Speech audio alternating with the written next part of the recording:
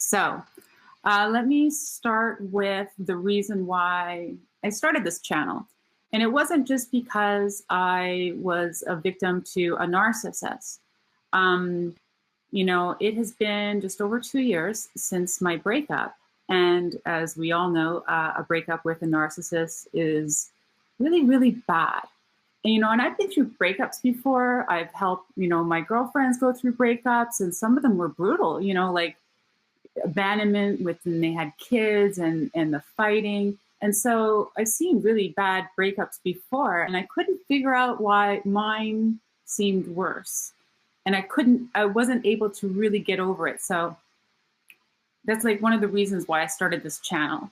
So I was with my ex for 7 years, and we got married about 6 months after we started dating, which is actually, looking back on it, that's really fast.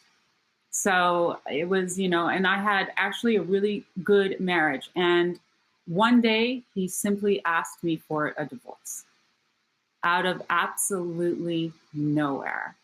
And I was shell-shocked, I would say, for 3 months, crying. And during those 3 months, he had already had a new supply and was love bombing her, and they were living together.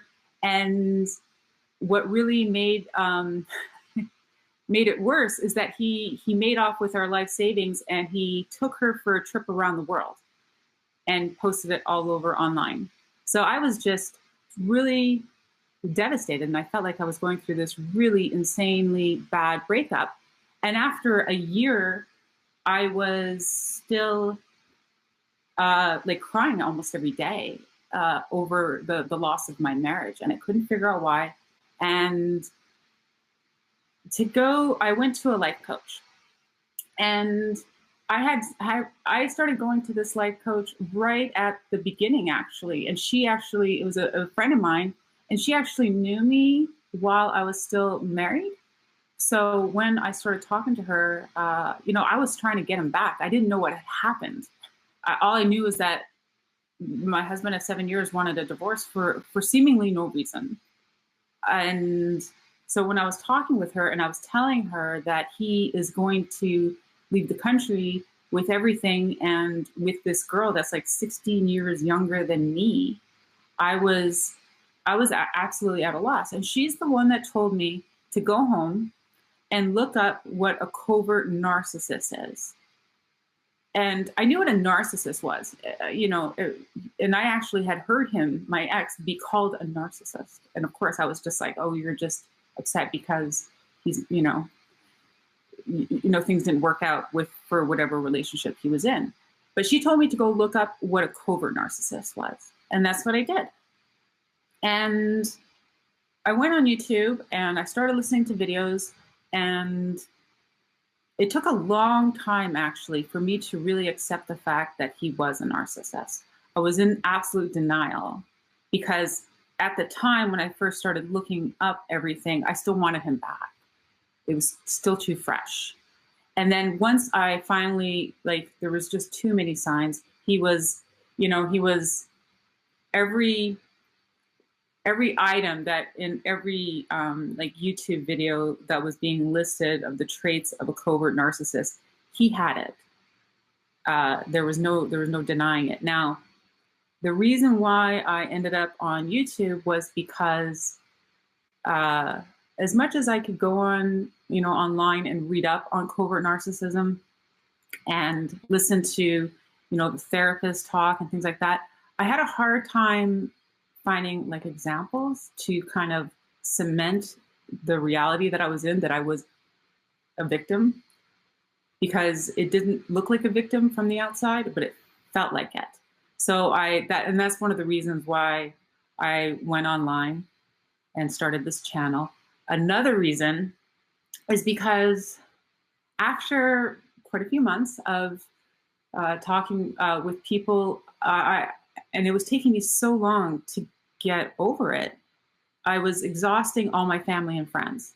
They didn't want to hear about it anymore. They didn't want to hear me talking about my ex and the things that were happening and the things that I was dealing with.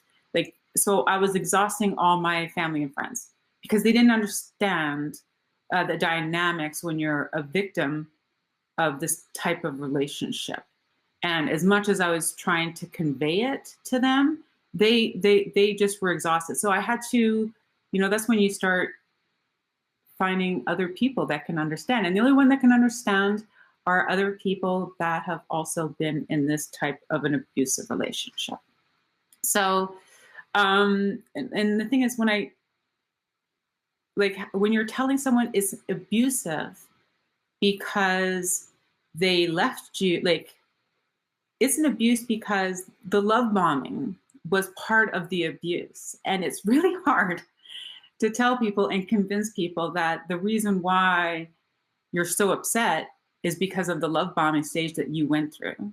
And I had put in one of my videos that, at the beginning when they're love bombing you, it's a tactic because they're giving you so much love. It's like releasing so much serotonin within your brain that you get addicted to the kind of love that they're giving you.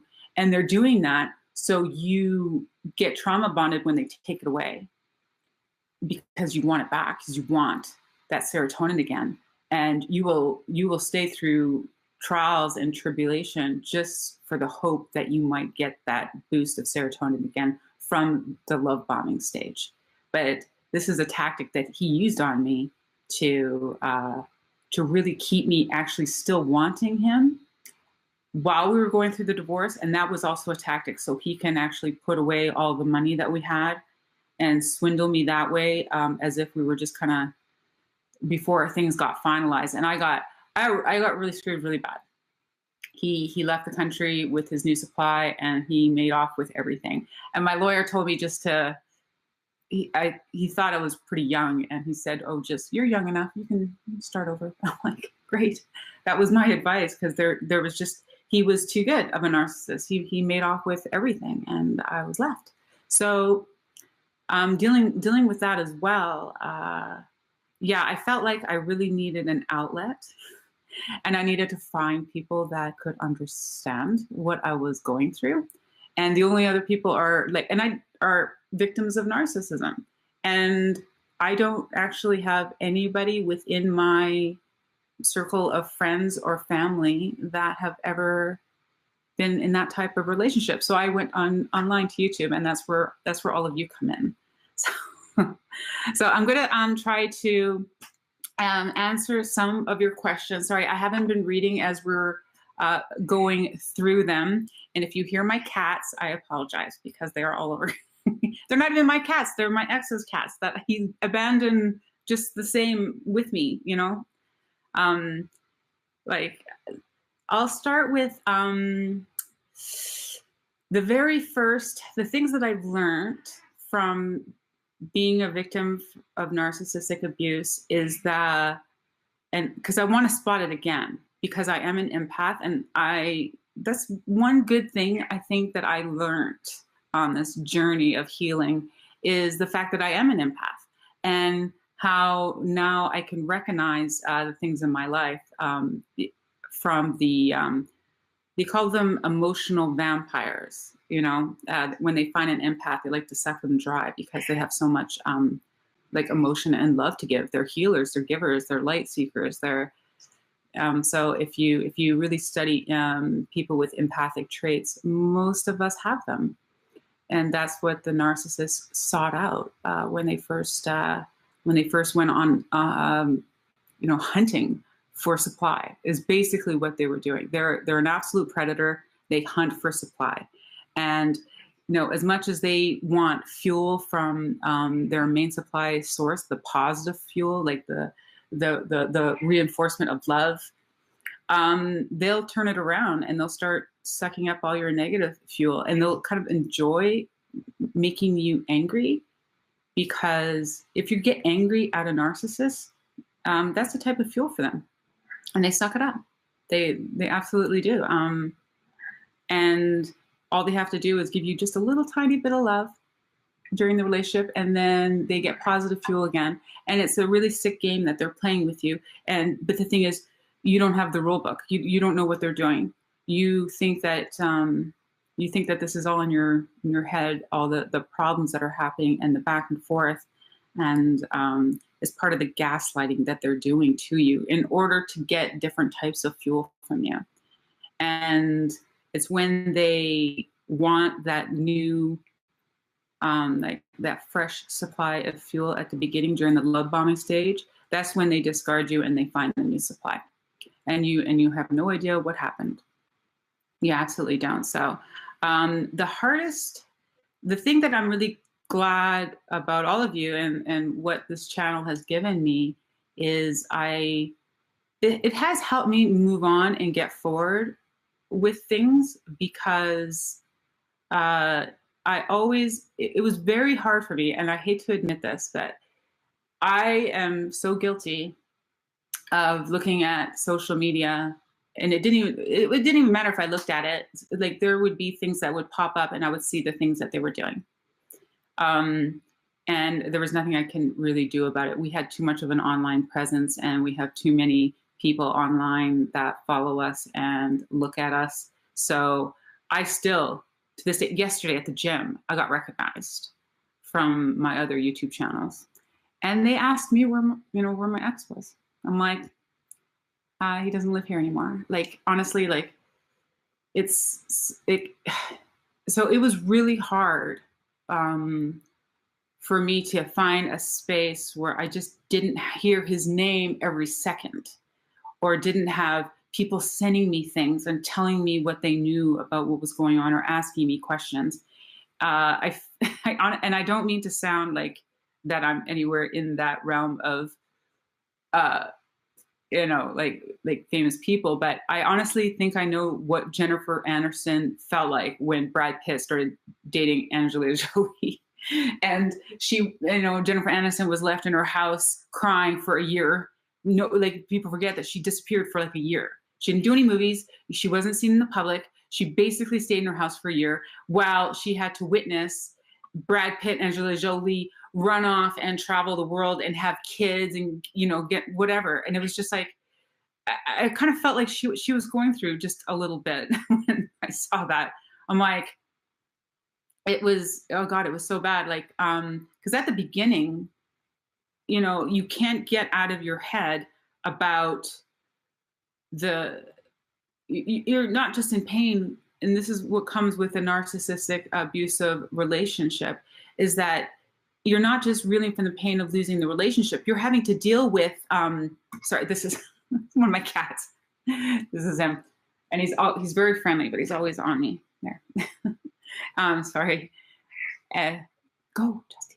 Okay. So, so at the beginning, you're not just reeling from the loss of the actual relationship. You're going through the turmoil of having to witness the love bombing of someone brand new. And that is so devastating, because a narcissist will, now I'm covered in hair.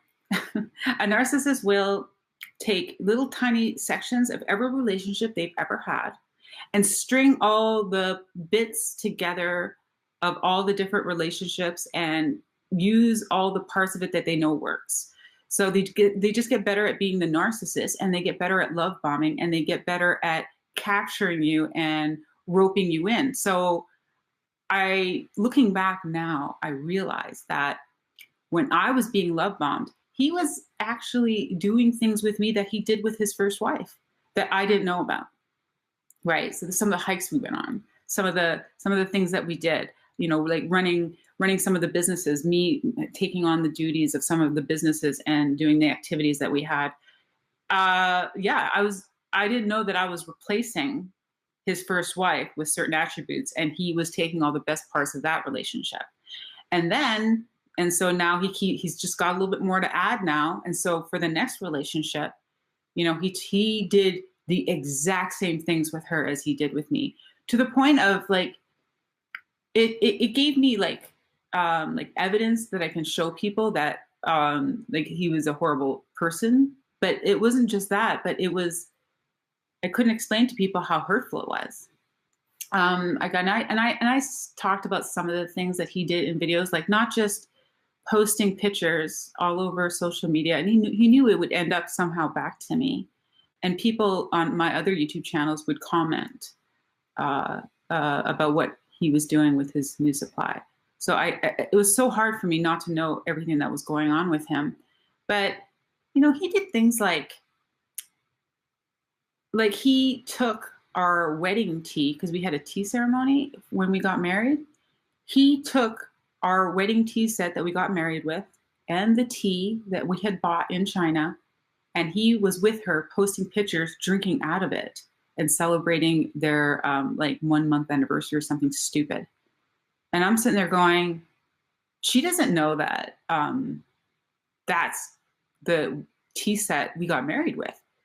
And he thinks that but they're in the love bombing stage. And so on their end, I have to look at them being all happy and he's going to marry her. And I'm on the floor crying. And then it happened like every single week. Like the mirror image of my love bombing stage and the love bombing stage that went on with the new supply was unbelievably a mirror image. I mean, like he would take her to the exact same trips in California, in Arizona. He would take her on the exact same hikes, to the exact same restaurants, to the exact same parks. He took her to Napa Valley, and he took her to the one vineyard that we had gone to on like our second honeymoon. And he took pictures of her standing in the exact same spot in the vineyard and posted it online. Like, so this is where I was right after our divorce. And this was like not even right after the divorce. Like we were still going through it. This was like 2 months after. And I was trying to tell people, saying, how does a person able to move on from a 7-year marriage into doing all the sacred things that we had as a couple? On top of that, you end up getting all your memories of the love bombing and of the perfect state. They're destroyed by them because he's doing it with someone else. And so things like that were happening. And so I was getting just annihilated. And everyone hated him. Everyone around me, all my friends hated him. And they wanted me to hate him too. But I didn't feel hate. I was just in pain. Like I was just upset. I couldn't hate someone. I was just so confused by how this can happen. And I'm trying to figure it out. Like, what did I do wrong to deserve this? You know, and I had been through breakups before, but this was something wicked. It was different. So there, you know, and I hear about all the, as I started to learn about what a covert narcissist was, their traits and the way they look at things, more and more things made sense. Okay, so everyone out there, the one thing that I can tell everybody out there, because a lot of us have felt a lot of pain when you go through seeing, you know, someone that you were with love bombing the new supply. There's no such thing as the love bombing stage forever. Remember, there's a chain as they go through relationship to relationship and get better and better. So if you think about, I probably went through something worse than his first ex-wife. Now, I have to think that the new supply that he has now is going to go through something worse than what I went through. And it's going to keep going until they're this decrepit old man that is alone or is miserable, because that's the end game for them. So that's my only solace a little bit in all of this, because he doesn't have a lot of friends. Now, at the beginning of the relationship, as you start to really analyze how bad everything was and what's going on, I look back at his relationships with not just me or his first wife or the new supply. I start looking at the relationships that he had with absolutely everyone, including friends. So I remember every time that we met someone new, like someone that was with whatever we were doing, you know, you think for most people when they ask, oh, what do you do for a living? What's your job? that is actually usually a genuine question because you want to get to know somebody and you're interested. But with a narcissist, if they ask you that question, they're actually analyzing you to figure out if it's a job that somehow they can get benefit from. You know, if you say, "Oh, I'm a mechanic. I work on cars," like, "Oh, well, you're a good friend to have in case my car breaks down, so we're going to be friends." It's like, "Oh, you're a veterinarian." It's like, "Oh, I have pets. Oh, I'm veterinarian, and that's expensive, so we're going to be friends." And if they say something like something that doesn't pertain to anything that they could need, say it's like, "Oh, I'm a guidance counselor." Like, well, I don't care how nice of a person you are, how much money you have, or anything else. You have nothing for me. There's no reason for me to be your friend. That's too exhausting because I'm never going to get anything out of it. But they will keep. And so I saw him doing that with just regular people that he met. And I'm looking back at it going, yeah, he didn't bother keeping anyone around him in his social circle unless they were someone that can provide him with some sort of fuel or something, even as a friend. And even his other family members, his siblings, his cousins. He thought it was exhausting to hang out with any of them because they're not going to fuel him in any kind of way. They're going to take from him. But the thing is, normal people with your family or friends, you don't need, there doesn't have to be an exchange of value of fuel. You're just enjoying their company. A narcissist doesn't enjoy anybody's company. I put out a video, it's like they get exhausted hanging around other people because they have to wear a mask. They're too ugly of a human. They can't show their true colors, so they have to wear this mask. They have to pretend as an actor in a character role that has to portray this way to the world, and it's absolutely exhausting to them. And you can kind of see a narcissist behave this way when they're around other people, even their family members. They have to play the role of someone who's interested when they're not, and they come home after even being at a family event and they fall on the floor exhausted because they could barely handle it because they didn't get any fuel, right? And they were obligated, and so they bow out of everything that is a situation where they're not going to get beneficial fuel from. And I noticed this with family and friends, with everything that we did. And I didn't even want him there because I would almost have to make excuses for him to everybody about why, he wasn't engaged in anything that my family or friends ever did. It was like, and I see it now, but it was really hard to detect at the time. It really was. And I've had some close friends of us that really noticed, and these are some of our really good friends too. They really noticed when we were all together that that he always talked about himself, but only in a way that he could pretend he wasn't, type thing. So if we were to be at a dinner and say I'm telling a story of something that happened to me or something that I'm doing, or my friends used to comment that they used to look at him and he used to sit there almost frustrated that he has to sit there and listen to someone else's story that didn't have him in it. And he would almost be looking around, just waiting for trying to, like as if he was suffering and bearing through it. And then when he would talk about something like YouTube or his business, like as if he wasn't talking about himself. And then all of our friends would be like, oh, like, because they're exhausted of him just only talking and promoting himself almost always, even when we're amongst friends or family, he was promoting himself almost. And it exhausted all of our friends. So, and now, as far as I can tell, he doesn't have any friends. He just has his main supply. And that is a big red flag when you're dealing with a narcissist as well, is the fact that they don't have any real friends. They'll have acquaintances. And the thing is, they don't even want friends because friends are exhausting to them. They'll have people around them that they'll constantly get things out of.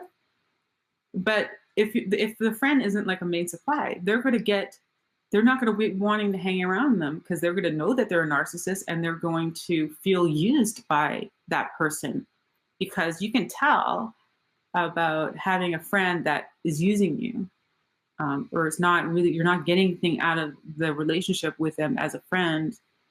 And so that all of those people that come into a narcissist's life as friends or potential friends, they'll all start just falling away once the narcissist is done with them, or once the person has detected them as a narcissist and is no longer going to hang out with them because they can see through them. They can see beyond the mask.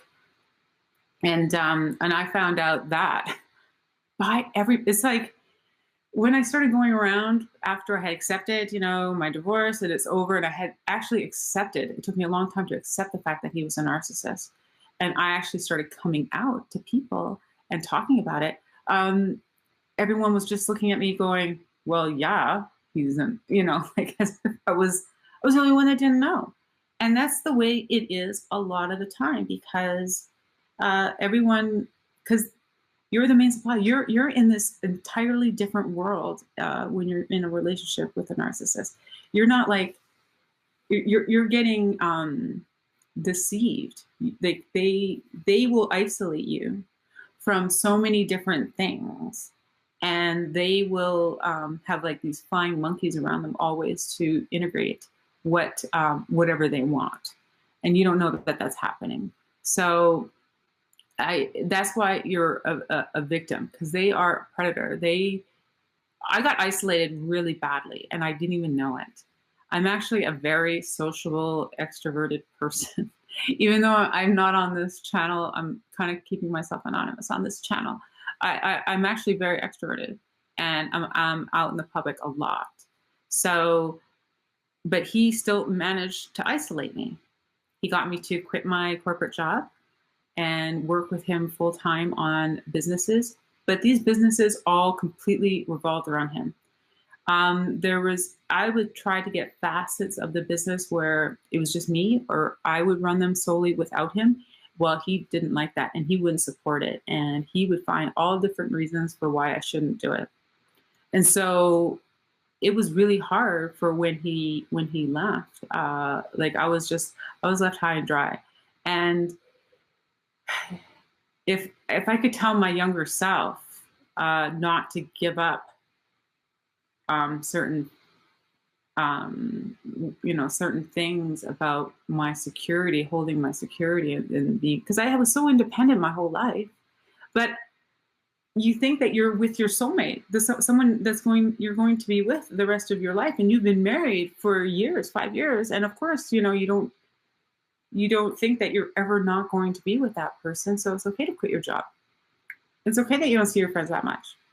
It's okay, because we're trying to build something, and soon as they almost, and this is the worst part, and I think that everyone can probably relate to this part.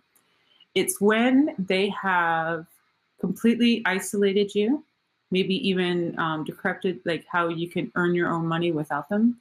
It's when something bad has happened to you. They're going to wait for you to, like, say you need knee surgery or something, and you lost your job, and or something like that. Well, that's the day that they're going to break up with you. They're going to wait until you're at your low point. And this is an absolute tactic that they want to use on you, because it's part of the trauma bonding. It's going to keep you wanting them back because they left you so quickly and on a dime. And when you were at a low point, when you actually would need your partner the most. And so that's when it's almost their cue. It's like, now it's time to break up with them. So now I can go have my fun with the new supply, do whatever I want, and come back for Hoover, because I left them so trauma bonded. Now I can Hoover them whenever I want. And so it's an absolute tactic for them to leave you when you're in a bad place already. And now you have to go through a breakup when you're already, a breakup with a narcissist. I really think it would have been better for him to have, it would have hurt less if he died in like a car accident. That's a really bad thing to say, but I think I would have gotten over it a hell of a lot faster. And it would have hurt a hell of a lot less if he had instantly had died instead of had broken up with me and I had to witness him going through a love bombing and spending our life savings on. And honestly, I don't know if anyone recognized me. He took off with a 24-year-old yoga instructor that never worked a day in her life, but yet got a trip around the world that's handed over to her after I had spent like 7 years working 2 jobs, sometimes in an office, trying to promote his businesses. So I just got, there's not a lot of words for, to try to convey to people about why this breakup wasn't normal and why it was worse than any other one I had been through. And yeah, it's, and I don't, you can't just get over it. Everyone around you, oh God, here's another cat. You want to see another one? This is another one. And she's really cute. She's a big teddy bear. No, I only have 2 cats, and they're not mine. they're my ex's, but they're still cute and they're good friends. So they're always entertaining me. So anyway, sorry, now I forget what I was saying. What was I saying, guys? Trying to get over it, and everyone else just almost getting mad at you because you're not over it yet. I'm like, I know it didn't look like abuse to my family. To my family, he was just an asshole. You know, he was just some jerk that did horrible things to me, his family, my family. I mean, the list goes on about the kind of things that he did.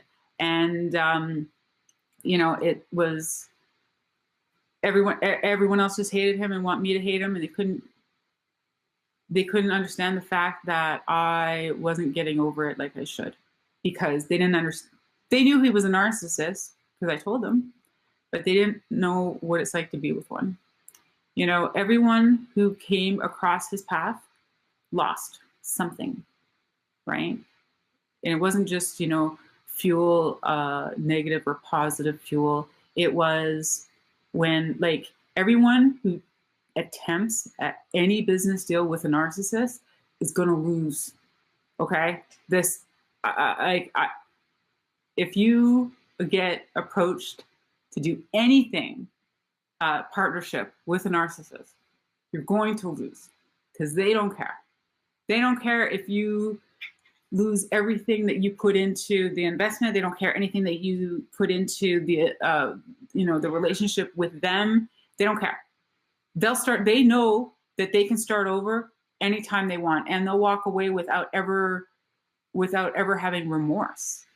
And I saw him do this, but I thought at the time, it was the financial crisis. I thought it was just bad luck. I thought it was just, everyone's just being, blaming him for their losses and things like that. But it wasn't. It was him just thinking that he doesn't need to be responsible for taking advantage of people. He started a business and he got like investors, like $80,000 worth of money from a bunch of different investors for this new business. And when it went under, he just like, oh, sorry. Like, he just moved on, and he didn't care about, like, some people, like, it was hard for them to come up with some money, but he was like a salesman. They believed in him. He got them to believe in him. He bombed some of his friends in order to invest in him. And when it didn't work out, he just walked away, and he didn't care. They don't care. They don't feel remorse for that. And so it's not just the intimate relationship. You get near a narcissist. I mean, you're just gonna lose. Even I put a video also of him losing with his mother. He invested in a building, and he got his mother to co-sign the loan because he couldn't come up with enough money for it, and he let the building go under. And his mom lost her house, a house that she had been living in for like 25 years, and he didn't care. His own mom. And she lived most of her life in this house, and she had to walk away with absolutely nothing. And he told me he told me, "Oh, we all lost," and she always does stuff like this, you know. Like it's not his fault. I'm like, it was. So you know, I'm one person in a long line of people in his life that lost a lot. And so when I look at the fact that he is now with this new supply and is now isolating her, and I have to, at first I was so jealous and I was mad and I just like, I couldn't handle it. But now I'm just like, oh, you know, there goes her youth. You know, she was, I think, 24 when they started. And I'm like, they're still together. I'm like, she's going to look back on this, like looking at the fact that she lost, you know, most of her 20s to a narcissist is what she has for her. So I'm no longer jealous of the new supply. And the more you learn about narcissism and the more you learn about how you were a victim and they're a predator and how they're wearing a mask and have no emotions and are going to end up in their life alone, you're no longer going to be jealous of that new supply. You should actually feel sorry for them. And sometimes I even think I need to warn them, but that will be futile.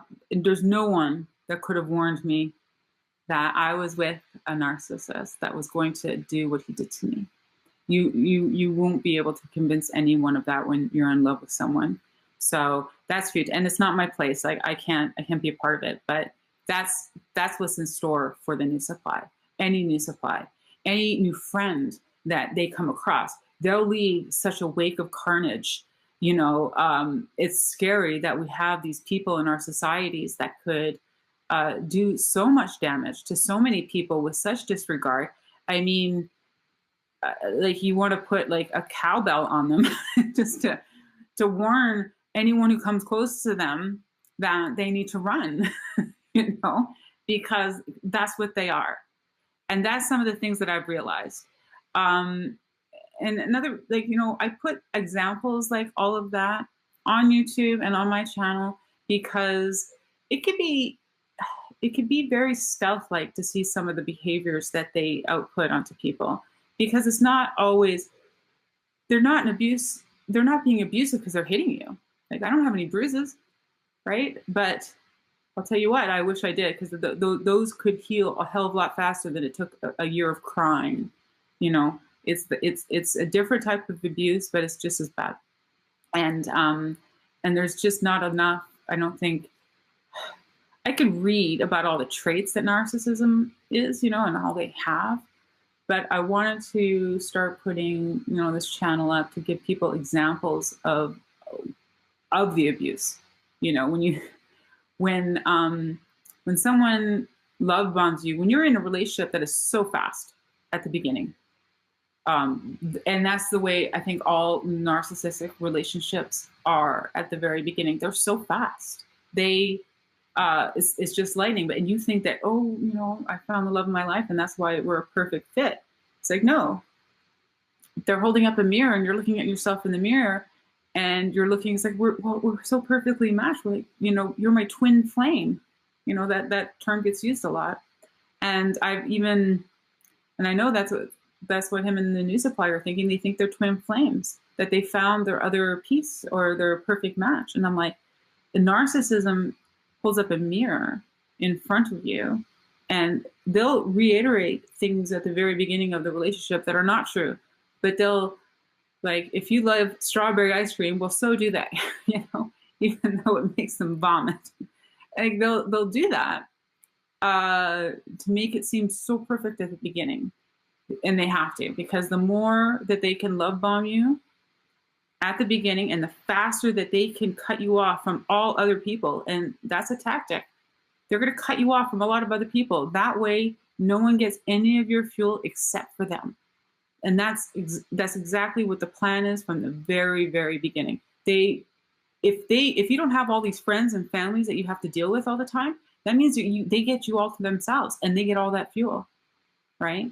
I mean, that's another tactic at the very beginning that they're doing when they're love bombing you. And the longer that they can love bomb you, the more positive fuel. And also, if you go through such a, you're also going to marry them probably faster or have kids with them faster. And like I said once that, okay, so if you date a narcissist for a year and get married, doesn't matter how long you are together, the next supply, they're probably going to get married within 6 months. And then after they break up, after how long? The next one is going to be 3 months. They get better and better at being a narcissist, and they get faster and faster, and they just get so good at love bombing. And the better that they can love bomb you, the more you're going to tolerate the discard. Because the discard, if you start getting discarded and you can realize that that you're with a narcissist and being discarded, you're going to end it pretty fast, right? But if they love bombed you for so long and made that last longer, that means that they can abuse you for longer during the discard. And if the love bombing was really that good and they discard you in the right way, they're going to do it in a way where they can hoover you after. They can get you back just to get that little bit of fuel that you were able to replenish during your separation is the only thing. Now, some people sometimes think about, well, I never got hoovered, or like, where's my hoover? They never hoovered me.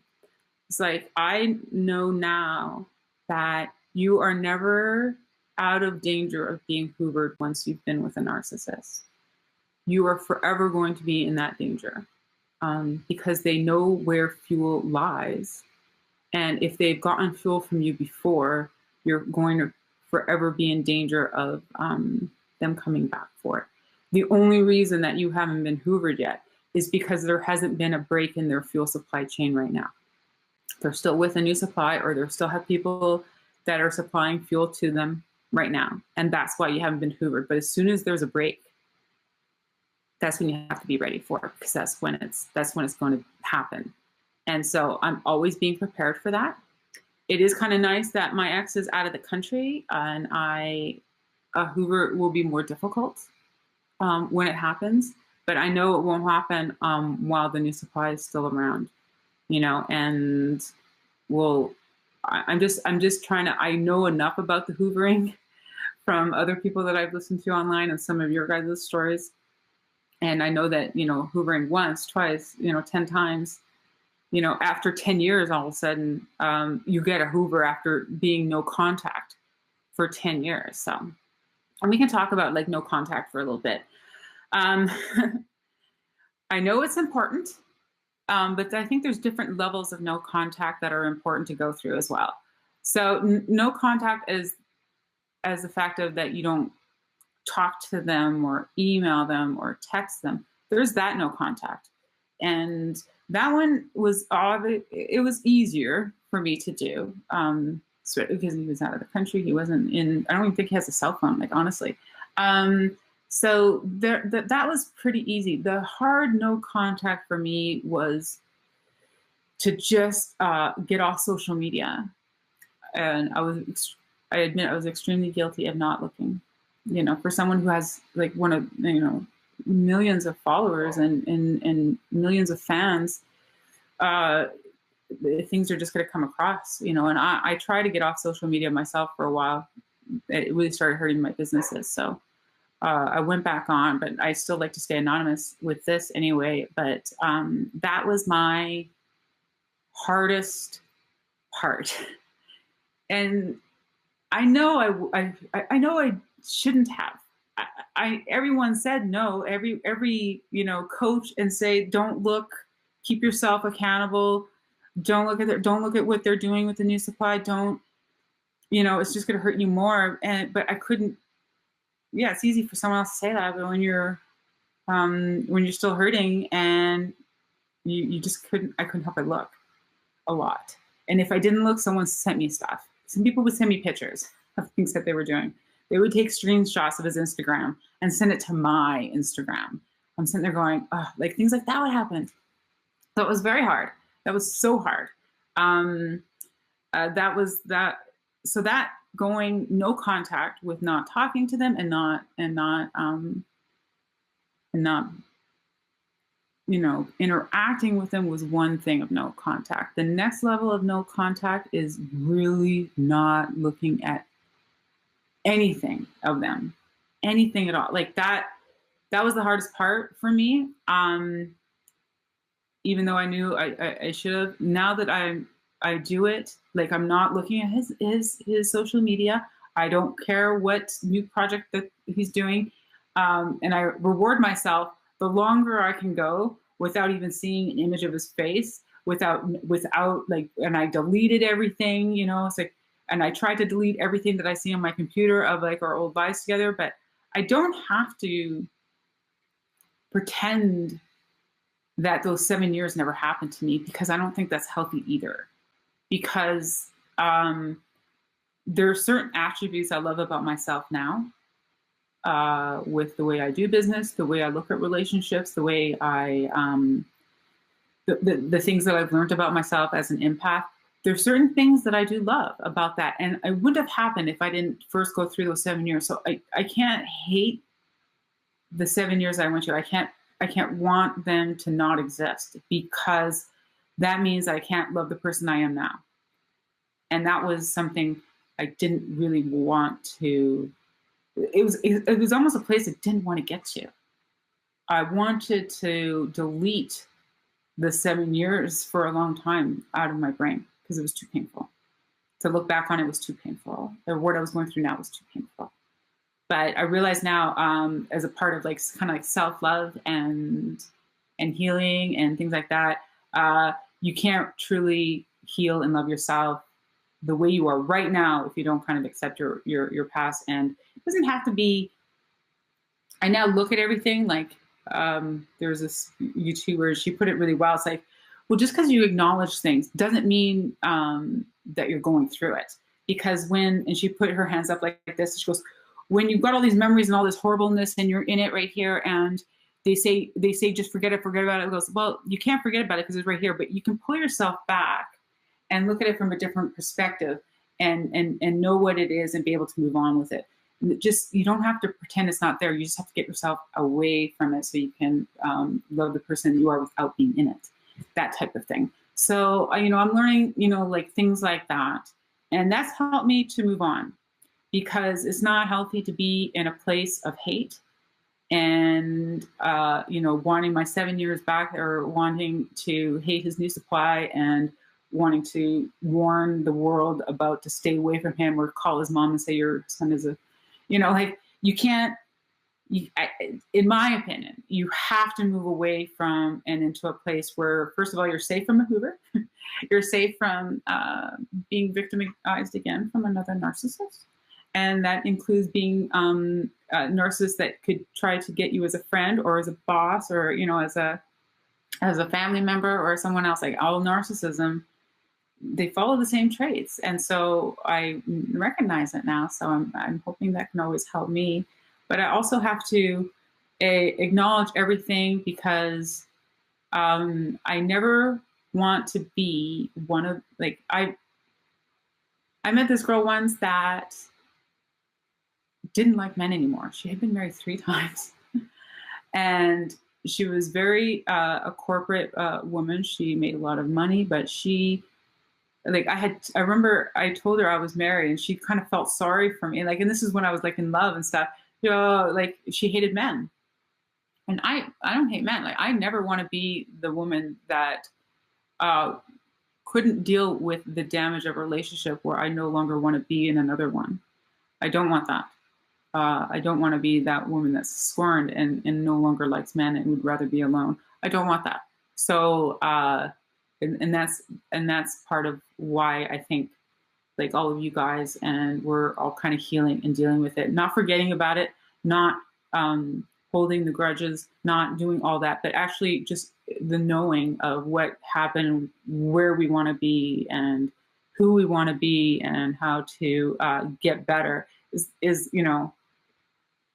my goal, right? And that's why I started this channel. And I'm like, really, I need my people around me in order to get there, because you can't get there alone, and it's hard to get there with other people that don't know what you're talking about, that don't know what the abuse of a narcissist does to you, because it's not like dating for someone for a few months and then going through a breakup. It's just not that. And I'm like, and I'm happy to say that I'm finally getting there, and it took a long time. So don't be hard on yourself, because I'm trying not to be hard on myself for how long it takes to get over something. I don't want to be too hard on myself for that, because other people can, like my mom, she gets upset that it took me so long to get over him. And I have to just like, you were married to the same person for 40 years. You don't know. So I have to talk to other people that know. That makes sense. So guys, we're coming up to almost the 1 hour mark. I talked for a long time. I hope I covered some of the questions that I saw go by. If you guys like this type of talk of seeing me online, I might do another one, but I'll leave this up for a little bit. And so if you guys came in part way through, you can back it up and watch the whole thing. And I'll still make it available. I'll put it in the links of the descriptions of other things. But thank you so much, guys. It was great to see all of you guys interact in the thing. You got to see me and my cats. And I'm just sitting here in my living room, and it's Friday night, and I'm going to go have dinner with my mom. And I will keep putting out videos, even though I probably will still continue to put out videos, even though I'm in like other relationship and everything's good, just because, we need more insight of this type of abuse, because we need to protect the coming generations, because I don't think narcissism is going away. I think it might just get worse. And so we need stuff out there. And thank you everyone who donated. YouTube is demonetizing a lot of my videos because I talk about abuse. And so they think it's not appropriate for YouTube. And so they're going, really? So I really, because it gives me a lot of incentive to continue to do these. Okay. So I want to thank the people that have donated, and leave me all your questions, and I'll write a lot of them down, and I'll try to answer them in my next live stream. Okay. Hope you guys all have a great weekend. Thanks. Bye.